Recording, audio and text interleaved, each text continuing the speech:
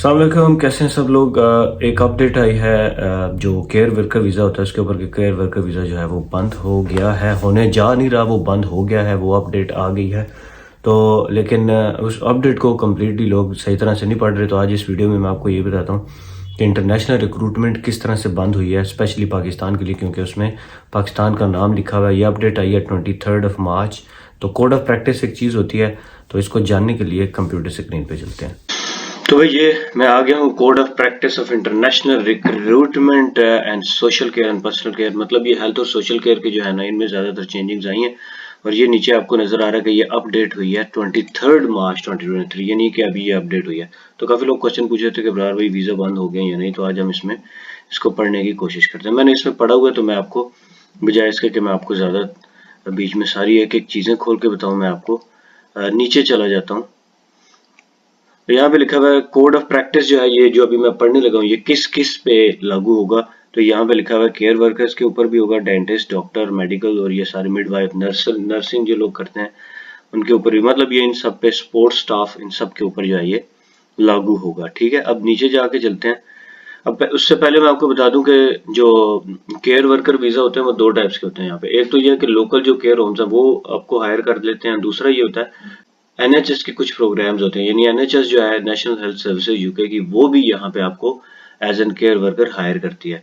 तो ये अब काफी सारी यहाँ पे चीजें लिखी हुई हैं। अगर कोई बंदा इसको सर्च करना चाहता है तो गूगल पे जाके भी सर्च कर सकता है, लेकिन मैं जो है वो टू द पॉइंट वाले बात पे आऊंगा। तो बेसिकली इसमें होता यह है कि हर साल कुछ कंट्रीज को अपडेट किया जाता है कि भाई ये वाले कंट्रीज हैं जिनको इंटरनेशनली स्पॉन्सरशिप वीजा मिलेगा या नहीं मिलेगा। तो इस साल भी ये अपडेट हुई है लिस्ट। तो ये यहाँ पे मैं पढ़ता हूँ, ये यहाँ पे लिखा हुआ है एनेक्स ए, यानी red and amber list country. ये वो वाले कंट्रीज हैं, रेड हैं, जो एम्बर लिस्ट है। ये कौन कौन से हैं और रेड और एम्बर का क्या मतलब होता है, ये भी इसमें हम पढ़ते हैं।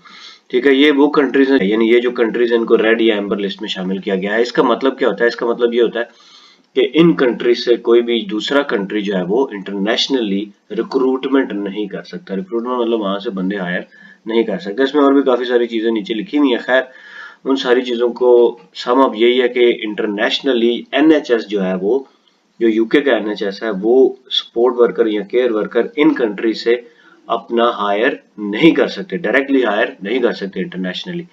तो नीचे चलते हैं, इसमें देखते हैं कौन कौन से कंट्रीज का लिस्ट में नाम शामिल है। तो इसमें जो पाकिस्तान का नाम जो है वो इसमें शामिल है। ठीक है, तो पहले इसमें पाकिस्तान का नाम शामिल नहीं था, तो अब इन्होंने पाकिस्तान का नाम भी शामिल कर दिया। तो इस तरह नाइजीरिया का नाम भी शामिल है, लेकिन इंडिया का इसमें नाम जो है वो शामिल नहीं है। इसी तरह ये एम्बर लिस्ट में दो कंट्रीज हैं।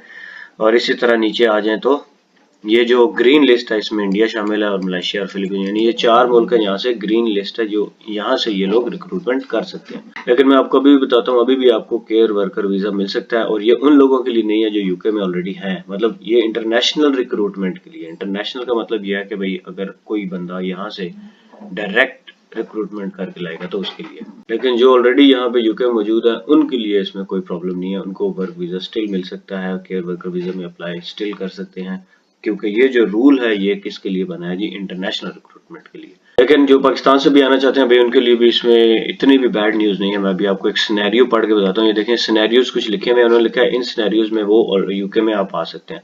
तो इन सिनेरियो से हमें सारी गेम समझ आ जाएगी कि ये न्यूज अबाउट क्या है, इसके अंदर असल चीज क्या है। जैसे ये लिखा हुआ है एक नर्स है, फॉर एग्जाम्पल वो सूडान से आ रही है। ठीक है, सूडान भी एक जो है वो रेड लिस्ट कंट्री है। ठीक है, वहां से वो एप्लीकेशन देती है किसी भी जॉब के लिए, और वो जॉब कौन सी थी? NHS and unassisted. ये इंपॉर्टेंट चीज है, यानी जिस जॉब में उसने अप्लाई किया है वो उसका ताल्लुक एनएचएस से नहीं है।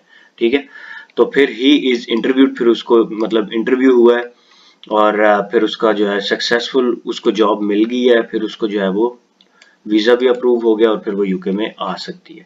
अच्छा, नीचे एक चीज लिखी हुई है, this activity did not include any active recruitment and therefore does not countrymen the code of practice. मतलब इसमें कोई एक्टिव रिक्रूटमेंट नहीं हुई। मतलब कोई भी इस तरह के और भी नीचे काफी सिनेरियोज लिखे हुए हैं, चाहे कोई डॉक्टर है चाहे कोई नर्स है, सबके लिए यही सिनेरियोज हैं कि अगर आप रेड लिस्ट कंट्री में भी हैं जैसे पाकिस्तान में, लेकिन आप जो है कोई जो कंपनी जो हायर कर रही है वो एनएचएस से उसका कोई लिंक नहीं है, तो फिर वो हायरिंग हो सकती है। ठीक है, जिस तरह बहुत सारे केयर वर्कर्स हैं, केयर होम्स हैं भाई, वो एनएचएस से उनका कोई ताल्लुक नहीं है, बेइंतहा है ऐसे, तो आप उनके अंदर भी अप्लाई कर सकते हैं। तो इसके अंदर और भी बड़े सिनेरियो लिखे हुए हैं जी, सिनेरियो 12, सिनेरियो 14 और इस तरह करके ये काफ़ी सारे नीचे सिनेरियोज लिखे हुए हैं, सिनेरियो 10। तो इन सारे सिनेरियोज के अंदर में एक में पाकिस्तान का जिक्र भी था, मैंने इसको भी सर्च किया, मैंने कहा इसमें देखते हैं क्या कहते हैं। तो ये कुछ सिनेरियोज हैं जो सिनेरियो 1 से लेकर 9 तक है, उसमें लिखा हुआ है कि नहीं आ सकते, लेकिन अगर सिनेरियो 10, 11 में कोई बंदा आ रहा है तो फिर वो आ सकते हैं। तो भाई इसमें मेरे ख्याल से परेशान होने वाली कोई बात नहीं है, सिर्फ उन लोगों के लिए परेशानी की बात है जो लोग डायरेक्ट NHS में अप्लाई करते हैं या NHS की रिलेटेड किसी जॉब में अप्लाई करके फिर वहाँ से डायरेक्ट रिक्रूटमेंट होके आते हैं, तो उनके लिए भाई कोई प्रॉब्लम नहीं है।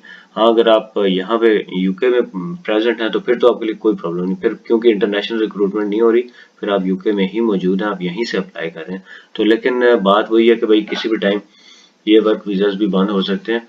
तो जो लोग सेकंड ऑप्शन के तौर पे इसको सोच रहे हैं, भाई इसको सेकंड ऑप्शन ना रखें, इसको फर्स्ट ऑप्शन रखें। और अगर आप PSW पे स्पेसिफिकली और आपको प्योर जॉब नहीं मिल रही तो भाई, और आपका यूके में प्लान है लॉन्ग टर्म सेटलमेंट का, तो केयर जॉब जो है is not that bad option, फिर आप इसको अवेल करें। और मैं आपको बताऊँ, बहुत सारे लोगों को केयर जॉब भी नहीं मिलती।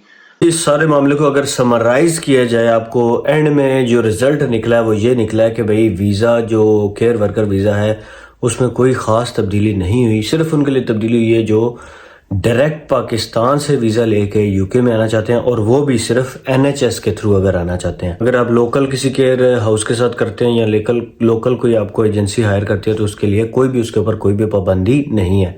और इसी तरह जो लोग यूके में हैं उनके ऊपर तो कोई पाबंदी ऑलरेडी सिरे से है ही नहीं है, चाहे वो NHS के साथ करें चाहे लोकल के साथ करें, उनके ऊपर किसी किस्म की कोई भी पाबंदी नहीं है। तो भाई ये न्यूज़ जो है इतनी बड़ी नहीं थी, लोग इसको बना के बता रहे थे, मैंने सोचा आप लोगों को इस पर क्लियरेंस दे दूं।